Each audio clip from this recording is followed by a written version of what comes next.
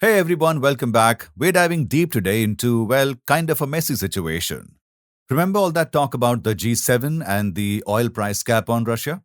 Yeah, we're going there. It's a bit of a whirlwind, to be honest, with a lot of moving parts. Totally. And it's having some serious real world effects on businesses. Hmm. We're going to try and unpack how some companies are using insurance to, ride out this storm. It's fascinating how these insurance policies can make or break a business in situations like this. Absolutely. We're focusing on two specific types: trade credit insurance and CBI insurance. Contingent business interruption. Yeah, right, CBI. Sorry. Easy to say. But the thing is, we've got some real stories from companies in Europe and India that show just how powerful these policies can be. Real life examples are always the best way to see how this stuff plays out. Totally agree. So, to set the stage here, in early 2024, the G7 and EU tightened enforcement of the Russian oil price cap, which really threw a wrench in the global oil trade, Yeah, it sent shockwaves through the system. for sure. So, let's break this down a bit. Okay. How did this price cap cause so many problems? What were the major impacts? Well, think of it this way Russia is a huge player in the global oil market, right? Right. So, when the G7 put that price cap in place, it limited Russia's ability to sell its oil at its usual price to a huge chunk of the world. Okay, that makes sense. Yeah. But wouldn't that mean cheaper oil for everyone else? And not exactly. Russia then limited its oil exports to countries that were enforcing the cap.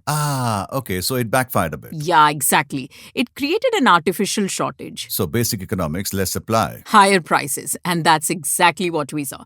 Oil prices shot up. At one point, they even hit $92 a barrel. Wow, that's a huge jump. It's crazy, right? And that kind of volatility is terrible for businesses trying to plan and budget. Totally. And it wasn't just about the price itself, was it? No, not at all. This whole situation triggered a cascade of issues. Businesses relying on Russian oil were suddenly facing sky high costs. Right. Some even dealt with shortages. They just couldn't get the oil they needed. Oh, wow. And then there was the whole financing thing. Yeah, getting financing for trade became a nightmare because of all the new sanctions.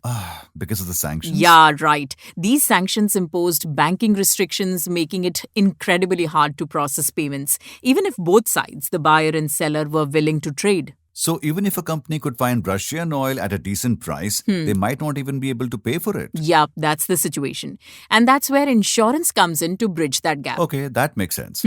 So you mentioned trade credit insurance and CBI. Yeah. Let's start with trade credit insurance. How does that work? It helps businesses if they don't get paid, right? Exactly. Imagine your business. You've shipped out all the goods, maybe a big order, but then your buyer can't pay. Could be for any reason, financial troubles or some unforeseen event. That's a massive financial blow. Totally.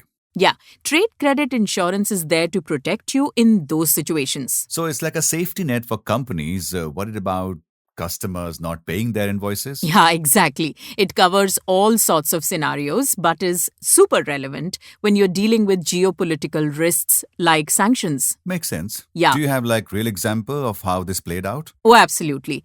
There was this European oil refinery. They had a contract with a Russian supplier for crude oil at $80 a barrel. That sounds like a pretty good deal. Yeah, it was at the time. Yeah. But then the sanctions hit and everything changed. They were suddenly unable to make the payment. Because of those banking restrictions? Yeah, exactly. Even though they had the money, they were blocked from sending it. The contract value was $20 million and the buyer defaulted. The refinery was left with a $20 million loss. Ouch.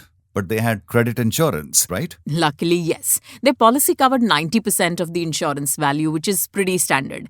They did have a $2 million deductible, though. So even with the insurance, it was still a big loss. Yeah, deductibles are pretty common, but think about it. Without that $18 million payout from the insurance, the refinery could have been in serious trouble. That's a good point. Okay, so that's trade credit insurance. Now, what about CBI? Contingency business interruption. Right, CBI. That one's about suppliers, right? Yeah, exactly. With CBI, you've covered for lost revenue if your supplier's operations get disrupted. It could be sanctions, supply chain issues, natural disasters, anything that prevents them from delivering. Okay, I see. So, like if my supplier's factory gets shut down and I can't get the parts I need, CBI insurance would help me cover the money I'm losing because I can't produce my products. For sure. These stories just show how important these types of insurance are, especially in a world where disruptions seem to be happening all the time. Yeah, it's a good reminder for all of us. Yeah. Global events can have a huge impact even if you think you're far removed from it all. So, as we wrap up, here's something to think about. With all this uncertainty going on, what other risks should businesses be thinking about? Are there new types of insurance being developed to address these emerging challenges?